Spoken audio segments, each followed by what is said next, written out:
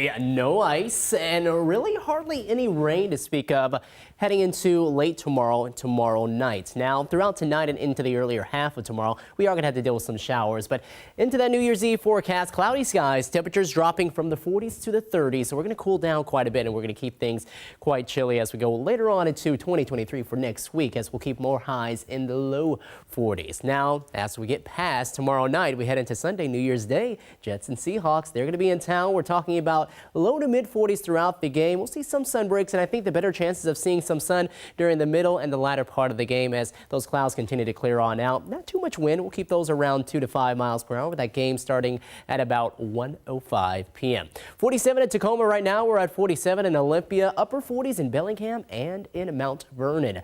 We have some showers, and it looks like two distinct bands really coming through parts of western Washington. One that's a little farther north, generally up across the northern half of the Olympic Peninsula, going through the Strait of Juan de Fuca, over Vancouver Island too, and up here into more of the San Juan Islands and around Whatcom County. That's still generally some slight rain, but still that's where we have the better chances of seeing some showers right now down the coast, and then also seeing some better chances here as you go south of Seattle, getting closer to around Tacoma and Puyallup and South Hill, and then continuing on down I-5, which is going to be more off and on in nature. In between there, some chances possible. They'll linger here into the night, but looks like we'll get the better chances into tomorrow morning again with a little weak impulse in the atmosphere, and then that starts to jut on out of here later tomorrow afternoon.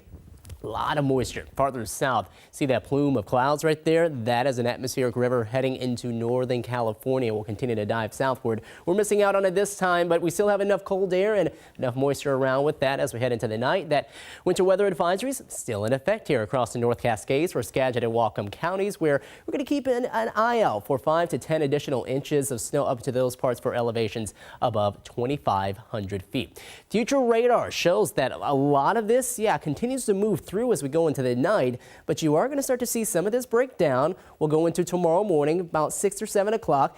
Fewer chances of those showers around, and then as we head into the afternoon, you start to see some of this trying to come together at least for one little last gasp before things really start to taper off into tomorrow night. 10 o'clock looks like things, for the most part, dry. Pretty good, right? You still have some of those speckles around, and I think some of those areas of green, some sprinkles that'll be possible as we head into tomorrow night, right around midnight. Probably better chances up into the foothills.